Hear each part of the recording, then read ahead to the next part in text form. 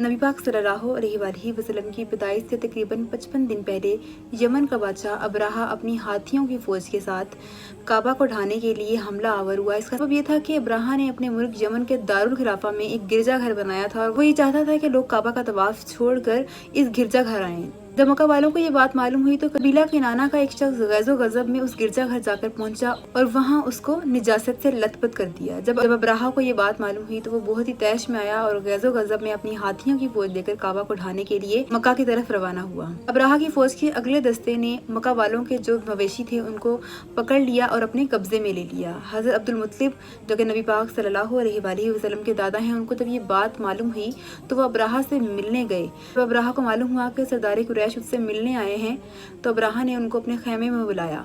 जब उसने हज़रत अब्दुल मुत्तलिब रज़ी अल्लाह अन्हु को देखा तो एक रोबदार और इंतहाई हसीन और जमील आदमी है और नूर नबूवत उनकी पेशानी में चमकता है, तो वो बड़ा ही मरूब हुआ और उनसे आने का सबब दरियाफ्त किया। तो हज़रत अब्दुल मुत्तलिब रज़ी अल्लाह अन्हु ने फरमाया कि मैं अपने जानवरों के बारे में बात करने आया हूँ जो कि आपके फ़ौज ने अपने कब्जे में ले ली है। इसको सुन के अब्राहा ने कहा, मैं तो आपके काबे की ईंट से ईंट बजाने आया हूँ और आप कहते हैं कि आपको मवेशियों की फिक्र है, जिसकी वजह से आपने मेरी नज़र में अपना वकार कम कर लिया है। मुझे लगा था आप काबा के बारे में आकर बात करेंगे। तो हज़रत अब्दुल मुत्तलिब रज़ी अल्लाह अन्हु ने फरमाया कि काबा मेरा घर नहीं है, वो अल्लाह का घर है और वो खुद उसकी हिफाजत करने वाला है।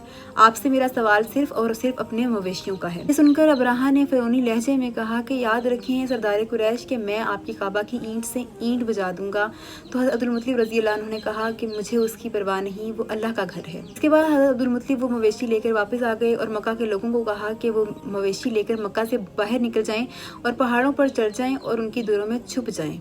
इसके बाद हज़रत अब्दुल मुत्तलिब रज़ी अल्लाह अन्हु अपने खानदान के कुछ लोगों के साथ काबा में पहुंचे और काबे के दरवाजे का हल्का पकड़कर बड़ी ही गिरिया बाजारी करने लगे और कहने लगे कि ए अल्लाह, तू अपने घर की हिफाजत फरमा और सलीब वालों को जो है ज़लील और रुस्वा कर दे।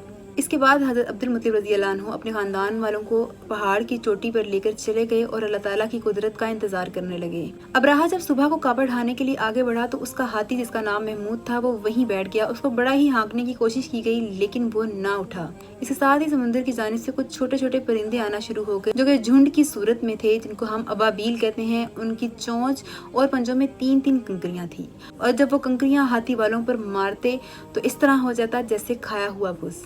और इस वाक़े को अल्लाह पाक ने कुरान पाक में भी फरमाया कि ए नबी सल्लल्लाहु अलैहि वसल्लम, क्या आपने नहीं देखा कि आपके रब ने हाथी वालों के साथ क्या किया?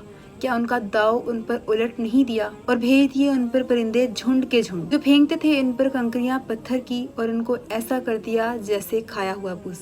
जब अब्राहा का लश्कर तबाह बर्बाद हो गया तो हज़रत अब्दुल मुत्तलिब रज़ी अल्लाह अन्हु अपने खानदान वालों और मक्का के लोगों के साथ नीचे उतरे और अल्लाह का शुक्र अदा किया और इनकी इस करामत का दूर दूर तक चर्चा हो गया और अरब वाले इनको खुदा रसीदा बुजुर्ग की हैसियत की नज़र से देखने लगे।